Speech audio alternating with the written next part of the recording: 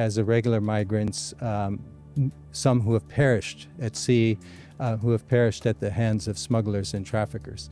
I think what's important to understand is none of these people entered into the migration journey realizing that they could fall into the hands of people that essentially treat them like slaves. Knowing the fact that all the risks are there, life risk also is there, so why people pursue for unsafe migration? Dear audience, today we are honored to host Lance Bonneau, Chief of Mission of the International Organization for Migration, IOM, in Bangladesh. As Bangladesh continues to play a major role in global labor mobility, IOM's work is crucial in promoting safer, more dignified, and well-governed migration. With International Migrants Day approaching, this is the perfect time to discuss with the day matters, the progress Bangladesh has made, the challenges that remain, and how government, media, and communities can work together to ensure safe and informed migration for all. Mr. Lance Bonneau, welcome to our studio for this discussion. How are you doing? I'm doing very well, and thank you for having me. Our pleasure. Mr. Bonneau, first question to you. Our audience may get some idea what IOM does in Bangladesh, but also we'd like to know why this year's International Migration Day, which is upcoming 18th December, is significant. Oh, thank you very much. I think before that, and for the audience benefit, let me just say a little bit about IOM in general. Sure. IOM is an intergovernmental organization that was established in 1951. It was established following World War II, and it was assisting resettlement of the displaced and other populations in Europe at that time. Nearly 75 years later, IOM has grown into the largest migration organization globally.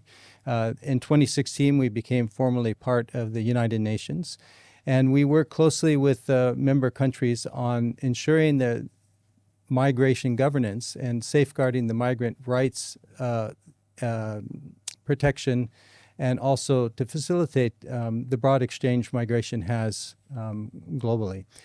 The International Migrants Day, which this year is the 25th anniversary since the day was established, is a very significant mark in the IOM calendar, in the UN calendar more broadly, and in Bangladesh, because Bangladesh is one of the world's leading countries in terms of international migration. It ranks about 6th globally, with nearly 7.4 million Bangladeshis living abroad as international migrants, and annually nearly 1.3 million went abroad last year. The government places very high value to migrants, and thus we work with the government very closely, try to ensure that safeguards and protections and facilitated opportunities for migrants exist in Bangladesh. Migration often basically people perceive as the economical term.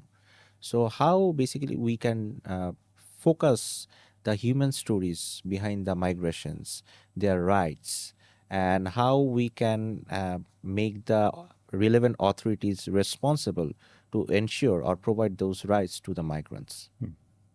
Yeah, thank you. It's a very important question. First of all, migration is the history of the world. It was migration that spread throughout the continents and to populate the continents, but also to spread cultural awareness, cultural exchange, the building and development of cultures, the advancement of people, and that kind of interchange is inherent in migration. It's not just an economic activity.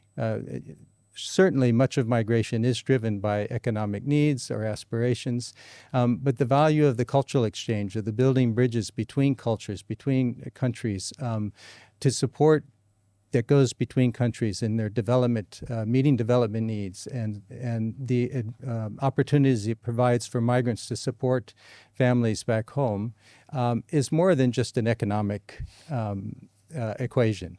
It's very much driven by a human equation. And this is something that we'd really like to promote and have understood also here in Bangladesh. I think sometimes migrants are seen as not contributing as broadly as they really are. They contribute very much towards development, but also the cultural exchange that takes place. That is something that every migrant carries as a story of human development and development of their countries, of their communities, of their families, of their society. You have already mentioned about Bangladesh contribution in migrant workers market.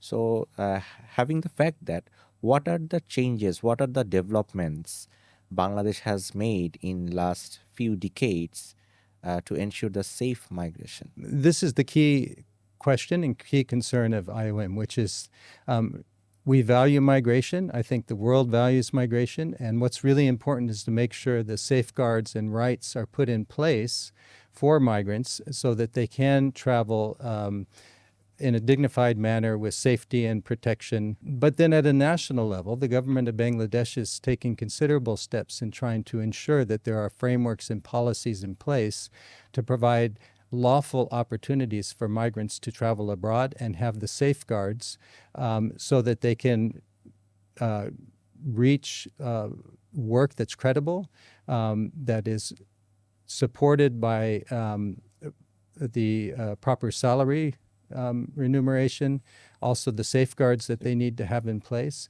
The government of Bangladesh has developed policies on safeguarding migrant rights and also trying to promote regular migration opportunities. So when we say regular migration opportunities, what we're talking about are lawful frameworks so that the migrants can travel with all the safety, security, and protection that they need.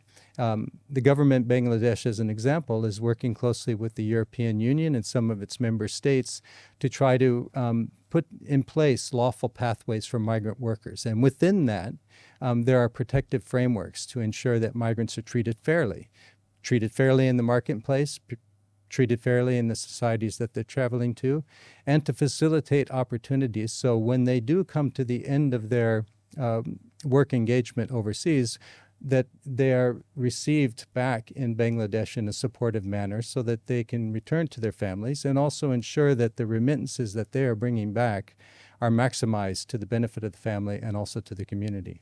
Great. We are talking about the safe migration. Let's talk about a matter of uncomfortableness. Yes. Let's talk about unsafe migration. Knowing the fact that all the risks are there, life risk also is there.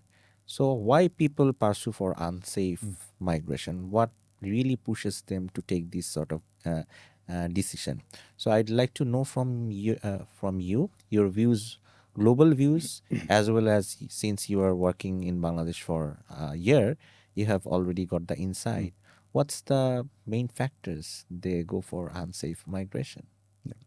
So I don't think individuals knowingly enter unsafe migration arrangements. So what generally happens is migrants that are not informed or well informed about what's available to them, what are the safe migration options, are easily preyed upon by others who will promote opportunities abroad that may not exist and are outside those legal frameworks I was referring to earlier.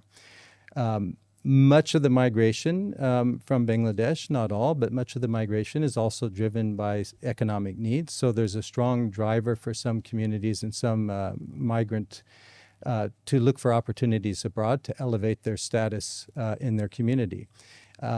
What happens is there's sometimes intermediaries that come into play that are charging excessive fees to individuals for accessing opportunities abroad or even accessing government services to get the necessary documentation and whatnot to be able to travel abroad and secure a work opportunity. What happens then is they accumulate debt. They accumulate debt for the migration process. And sometimes the financial return that they're getting from the jobs overseas is insufficient to cover the debts.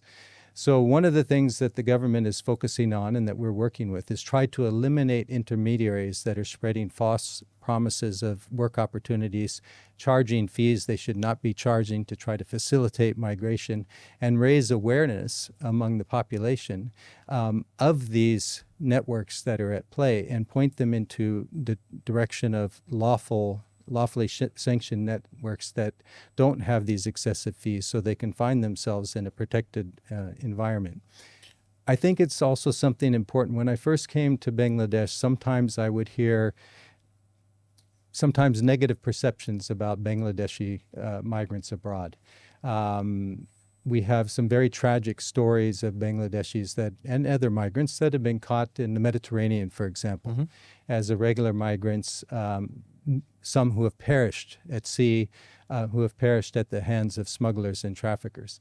I think what's important to understand is none of these people entered into the migration journey realizing that they could fall into the hands of people that essentially treat them like slaves and use debt bondage and other means to basically extort money from them. And what happens then is those migrants feel disempowered to earn the money they need to earn to cover those debts, mindful that they have families and others depending on them back in their homes. So they sometimes are easily duped into false opportunities. And many times, unfortunately, it can lead to their own harm, being forced into very, as I said, slave-like conditions, or even potentially death. So we are trying to work very hard with the migrants and hear the migrant stories. You talked about the human side of migration. We also assist migrants that have fallen into irregular migration situations to return back to Bangladesh. We work with the government who receives them to try to provide support, to channel them through training, psychosocial support, mental health support, financial literacy support, other types of support to help them integrate back into their communities. We also, from them, learn about these traffickers and smugglers of migrants that are exploiting migrants, is abusing migrants, and the stories of what some migrants had to go through, which are shocking. They're frankly distressing to hear some of the terrible circumstances that migrants have had.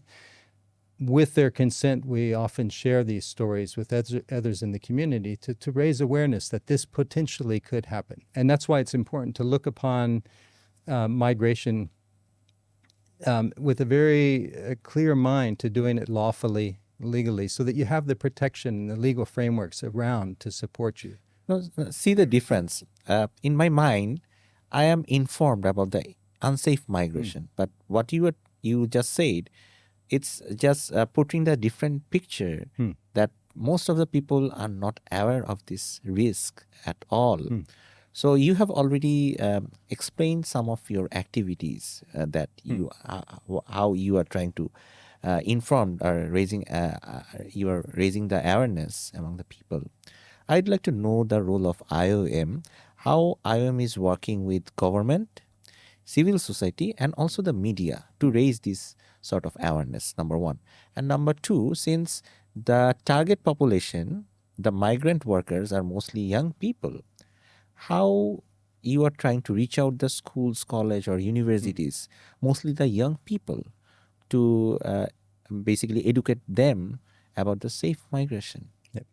Well, with the government, we have a very strong partnership with the government and support from the ministries on this issue, and also, safeguarding the rights of all Bangladeshis, also the migrants. So we enjoy a close relationship. We've worked very closely with the government, as I said, on providing return support for irregular migrants and those in need of assistance who may have fallen into these trafficking and smuggling schemes, so that they're treated fairly and with dignity. We've done training with ministries and also with the police and immigration about identifying trafficking, identifying potential smuggling, so that they can also try to deter the criminals that are perpetrating these crimes. We've worked with the government on developing migration manuals so that the line ministries and the district level are well aware of all the policies around migration and the supportive networks that are available that the government's advancing. We partner with NGOs, local NGOs as well, in the work that we do down to the community level, and also with the academia and also at universities where we partner. Oftentimes we have events or lectures and bring them into the discourse around migration. And another very important aspect is the community level, so-called grassroots level. So at the community level, the perception is often only seeing the positive sides of overseas migration. And as I said, the large majority, it is positive. But they often are not hearing the stories of what can happen if you make the wrong choices or ill-informed choices. Another thing I'd say is that when the government of Bangladesh works with the European Union countries or any country on bilateral arrangements, the intent is to safeguard their own citizens, of course, to safeguard the rights of Bangladeshis, to provide opportunities for Bangladeshis to work in lawful ways. For the destination countries in Europe, they value the contribution that Bangladesh migrants give, both to the development of their country, to fill labor sectors that they can't fill, the cultural contribution that Bangladeshis also bring. But if the irregular migration numbers increase, it undermines the potential for expanding regular pathways. Yeah. And this is something that IOM works on not only in Bangladesh, but as I was saying before, we have offices in 170 countries. So we can draw off the experiences of our countries, our offices in Libya, in the Gulf states, in Malaysia, and other places around the world to draw off of the circumstances that are taking place with return to migrants to try to safeguard these regular pathways, but also ensure that there's assistance available should people fall into an irregular situation. NGOs are critically important in the work that we do. Why? NGOs, they come from Bangladesh, our local partner NGOs. They have access to the communities. We have a very large office here in Bangladesh, but our reach is extended through the partnership that we have with NGOs. They're also oftentimes very valued members of the community. So they are able to speak with a voice that complements the work that we are doing as well. You have already talked about the role of IOM working with government, civil societies, and NGOs. What about the medias? How media can play a vital role building the narrative, what you have mentioned, positive narrative about migration, and also create the media influencer. What role they can play to build this narrative? Yeah, the media is critically important, I think. If it is spreading the correct information about migration, as I said, irregular migrants, for example, from Bangladesh or any country, should not be looked upon in a negative light. Oftentimes what's happened is they've fallen into circumstances that where control was taken away from them. I mentioned sort of slave-like conditions. But too often it can be viewed that somehow these migrants are undermining the reputation of a particular country. I think there needs to be a more balanced discourse around the realities of migration and the challenges that people are facing when they go abroad. On the positive side, I think the media is giving a lot of credit to the growth and development of Bangladesh, for example, because of the overseas migrant workers. But there also needs to be sensitivity and appreciation around those that have fallen into irregular migration situations. What are their stories? What is their human story? How can we prevent this from happening? How can we raise awareness among the community that there are those out there trying to take advantage of people? The media can play an important role in this. So can influencers. Conversely, We also see new dynamics that are at play now, which I'm sure that you're aware of as well, which is these online scammers, for example. So in this digital age, there are also criminal networks that are becoming very, very efficient at online scamming and promotion of migration opportunities or work opportunities that seem very legitimate and who are taking advantage of migrants, either securing money for them for documents that aren't available or promising them overseas work opportunities if you pay this amount of money and you submit certain documentation, only to never have anything at the end. There is no overseas opportunity. The media can play a very important part in highlighting the fact that these online scams and other scams that are done through various online networks, that the public should be wary of these. They should be pointed to government offices that can provide honest and credible information about migration opportunities. That can be a big help. These days, the youth in particular are very much tied and influenced by social media. And we've seen also a rise in social media being used to take advantage of individuals. So the media can play a role in doing that. I think the media also has the ability to tap into what the youth are looking at in terms of social media. This is something that's important. And my generation does not understand really what appeals to the current generation in terms of online access. But the media companies... And also the algorithms they are making now, it's terrifying some sort. It is. Yeah, and this is why also when we are engaging, I mentioned before about the community level pot songs and whatnot that we do. We engage communication experts that are familiar with what has resonance with the youth, and we also have our teams on the ground feeding this or other NGOs to try to shape something that delivers a message in a way that resonates with the young people. And I think that's where media can play a role, as I said, and also not to demonize in any way people that have fallen into irregular migration. This is where the media can really help in trying to balance the discourse around what irregular migration is, and that people that are termed illegal migrants, there's more to the story in many cases. There's more to the story. So there is lot of thing to done to set the narratives or spread the knowledge about the safe migration, regular migration. So there is the clear information is not there on the ground, as per I can understand from your narration. So we are almost at the end of this conversation, since we are observing the International Migration Day. So I'd like to know from you, learn from you, your message for the policymakers, for the general people, and the aspirant migrants who has a bigger dream, who has a dream to set their life or earn money, their bread and butter from working in different countries. I think let's start from the aspirant migrants. I think first and foremost is to do your homework. Don't believe everything that everyone has told you. There are a lot of people making false promises. Reach out to the government agencies or credible agencies that are available to you to find out information.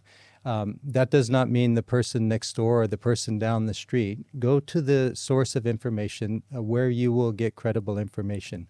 From the government side, it's just to continue doing what it's already doing, which is trying to promote and safeguard the rights of migrants. These are the rights of Bangladeshis, after all, and this is the government's responsibility to uphold the rights of Bangladeshis. And this is something they take serious and is part of the reason why IOM is present here in Bangladesh and why we're working closely together.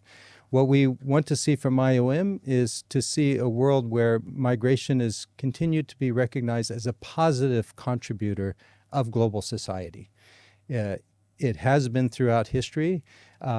Sometimes it's not viewed by at different times as being a positive because of some of these irregular migration situations that I'm speaking of. But overwhelmingly, migrants that leave one country for another do so because they want to contribute. They want to contribute to the country they're traveling to. They want to contribute to their families back home. They want to contribute to society.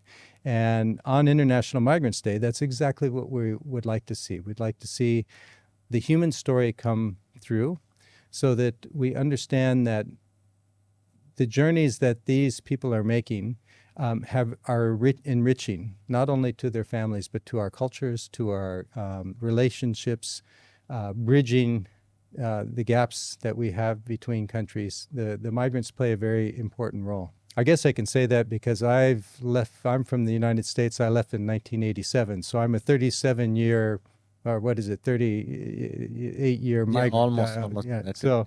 So I myself am an international migrant.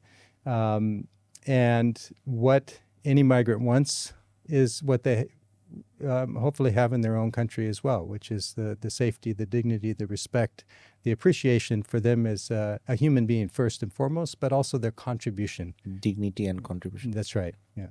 Yeah. Thank you very much, Mr. Bonneau, for joining us today. Yeah. Thank you. Dear audience, thank you for being with us today. Migration is ultimately about people, their hopes, and their dignity. As we observe International Migrant Day, let's commit to a safer, more informed, and more compassionate migration for all. A big thank you to our guest from IOM Bangladesh today, and the audience who are watching this. See you in the next episode of Development Discourse.